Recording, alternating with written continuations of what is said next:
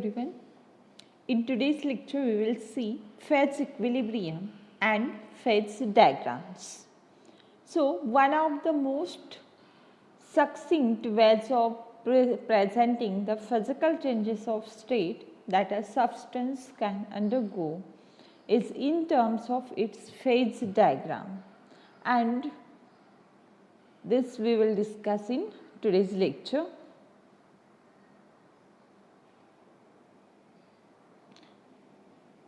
The thermodynamics provides a powerful language for describing and understanding the stabilities and transformations of phases, but to apply it we need to employ some definitions carefully. So, we will see some definitions first. First one is a system. The system, you know what? The substance that isolated and unaffected by their surroundings are known as the system, and it may be composition of solid, liquid or gases, or the combinations of either solid, liquid, liquid gas, etc., and may have metals and non-metals separately or in any combination they are present. A system is capable of changing its composition, temperature, pressure, density, etc. Nextly, we will see next definition is a phase. So, a phase is a form of matter that is uniform throughout in chemical composition and the physical state. Thus, we speak of solid, liquid and gas phases of a substance and of its various solid phases, such as the white and black allotropes of phosphorus or calcite polymorphs of calcium carbonate. So, this is the example of phase. So, phase, it is a physical and chemically composition of a substance, that is a system, separated from the other part by a surface and an interface. Each portion have the different composition and properties, and in equilibrium diagram, liquid is one phase and solid solution is the another phase, means solid, liquid and the gas, all phases are separate, and the number of phases in a system can be denoted by P. Now, the variables. In variables, a particular phase exists under various conditions of pressure and temperature and the composition, and these parameters are known as the variables of the phase. Then another definition is component. So, component, these are the substances, element or the chemical compound whose presence is necessary and sufficient to make a system. Here, a pure metal is one component system, whereas when we take alloy of metals, it contains two component system, that is a binary system. Now, we will come to our point of today's discussion is a phase diagrams. So, phase diagrams, in order to specify completely the state of the system in equilibrium, it is necessary to specify three dependent variables. As we have seen here, variables means what? The particular phase exists under various conditions of temperature, pressure and the composition, and all these parameters are variable. So, here we are going to specify the state of a system in equilibrium. For that, it is necessary to specify three different variables. So, these variables are externally controllable, and variables are, as I have said, temperature, pressure and the composition. Now, phase diagram is a graphical representation of the phases present in the system under different conditions of the variables pressure, temperature and composition. So, see, this is the diagram. This is a plot which is plotted pressure versus temperature, and here we will see different phases. As here first is a solid phase, here liquid phase, and third one is a gaseous phase. So, see, here are the three compartments. This one is the first, this one second, and this one is the third. So, here is the point at which all three phases are in at equilibrium.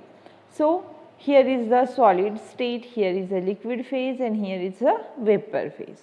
So, the point at which all three phases intersects, the point is called as a triple point. So, this is the triple point, and here liquid and gaseous phase, here the point at which these two phases comes together called as a critical point, and the temperature at this point is known as a critical temperature, and here the temperature is called as a triple point temperature, that is TTP. So, here is a solid phase, critical pressure is there and pressure is denoted by PCR. Then the pressure at triple point is shown by PTP, and here is a critical temperature. So, on the x-axis there is a temperature, first is of a triple point temperature, second one is a critical point temperature, and on the y-axis there is a pressure. Here first one is a triple point pressure and next one is a critical pressure. So, in detail we will see this diagram here. So, see, we are going to see the phases. Here pressure is on y-axis, temperature is on x-axis. Here phase number 1 is here, this will be solid. Here is a phase 2, this is a liquid. Here is a phase 5, so this will be vapor. Then here is a phase 3, here is a phase 4, here is a phase 5. So, 1, 2, 3, 4 and 5. Suppose there are 5 number of phases are present. So, here initially 3 phases are in the equilibrium: solid, liquid and vapor. The point at which all 3 phases are in equilibrium, the point is called as a triple point, and the temperature is called as a triple point temperature. So, here 3 phases are in equilibrium.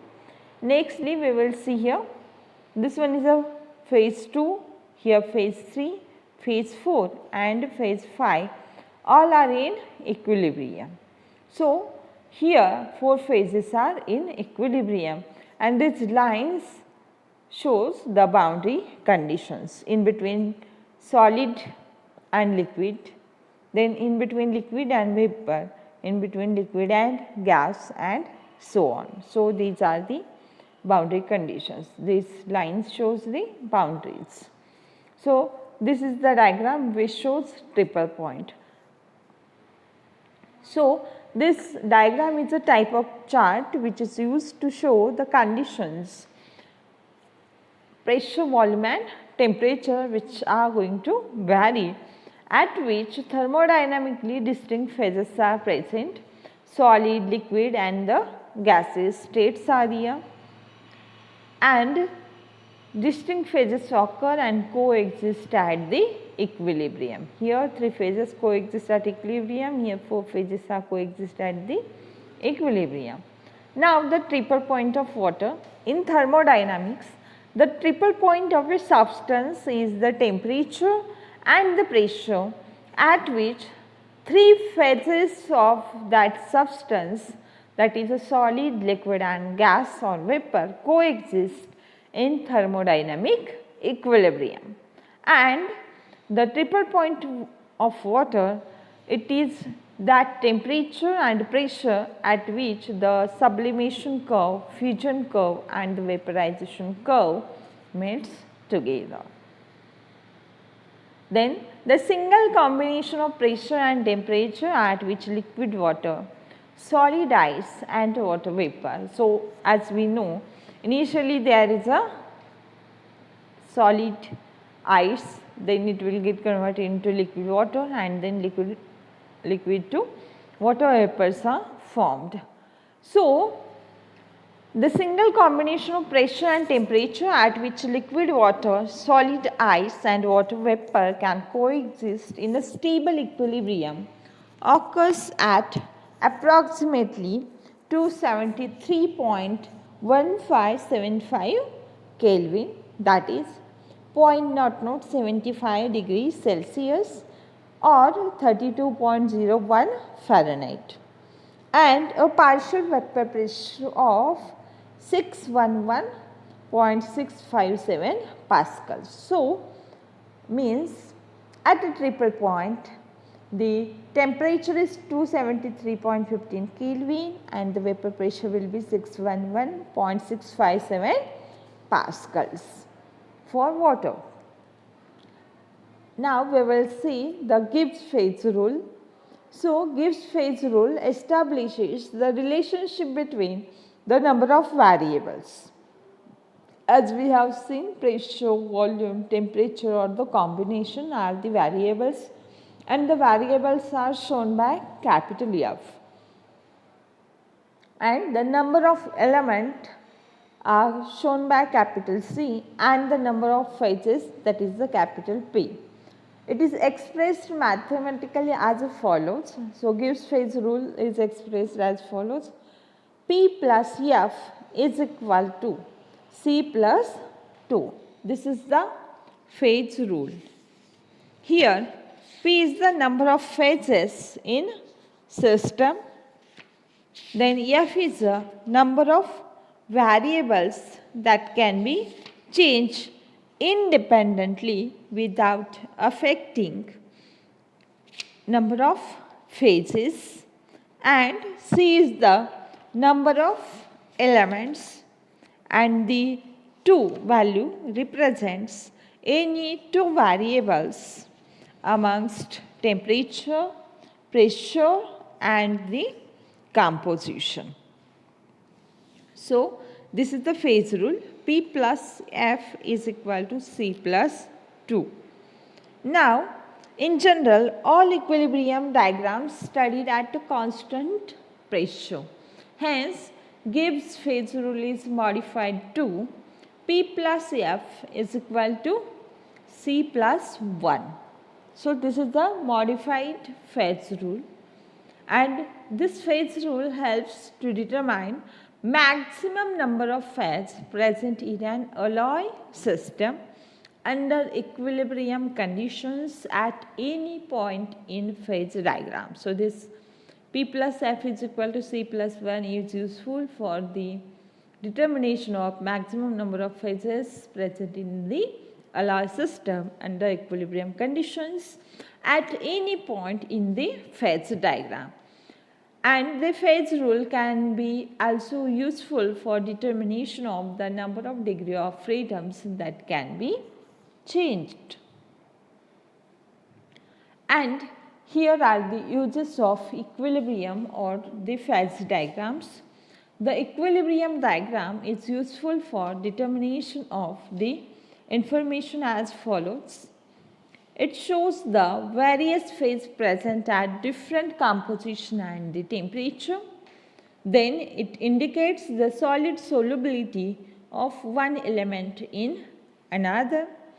Then it shows the temperature range over which solidification or the liquefaction of material system occurs.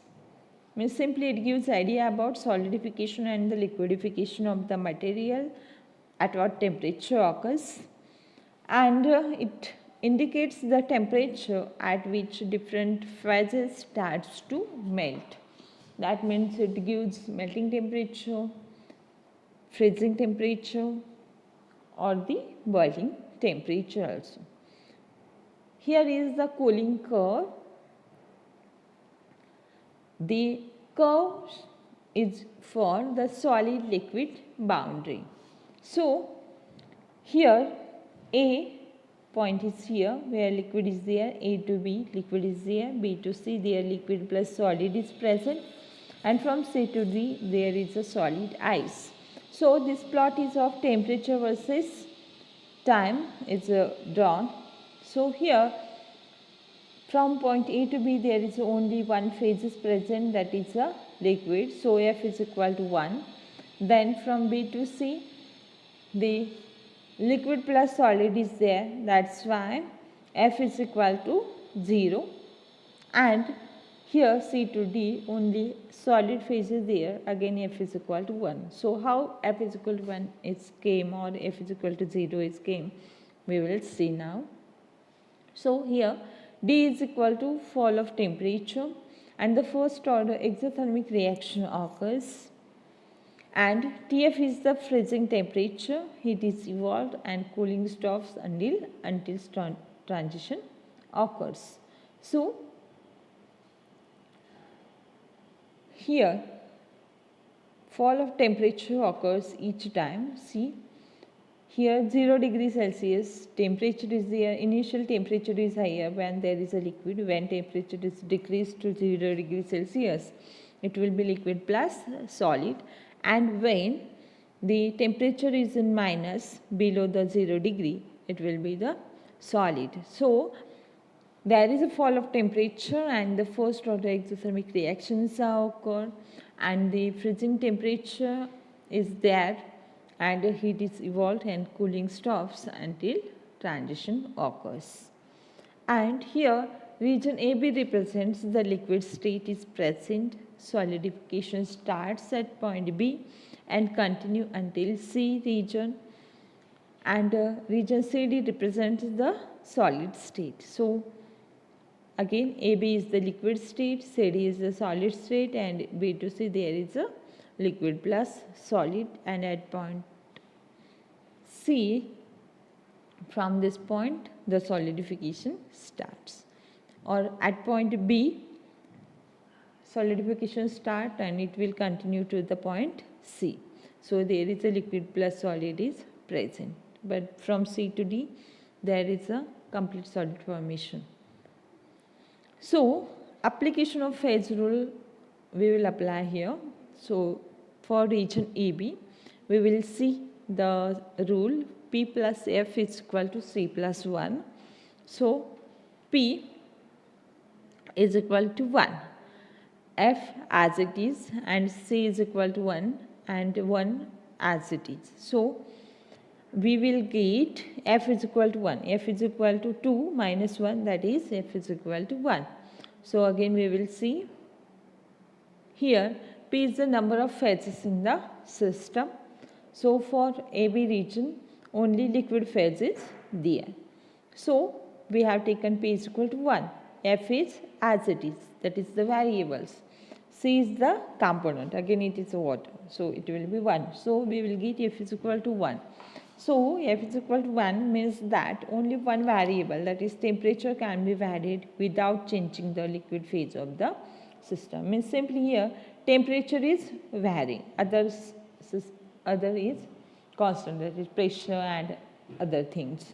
Nextly for region BC, here liquid plus solid is there, that is there are two phases are present. Component is obviously water, so it is 1. So in place of P we will put 2. Two phases are there, liquid plus solid. F is as it is, C is equal to 1. So we will get F is equal to 0. 2 minus 2 is equal to 0. And here F is equal to 0, that means there is no variable amongst temperature and the pressure can be varied. Then for region CD, that is a last region here, only one phase is present, that is a solid phase is there. So P is equal to 1 and component is water. So P is equal to 1 and C is equal to 1. So we will find out F, that is variables. F is equal to 2 minus 1. So F is equal to 1. Thus, f is equal to 1, which means that only one variable is present, that will be the temperature, and this can be varied without changing solid phase of the system. So, by this way we will apply the Gibbs phase rule for the phase diagrams.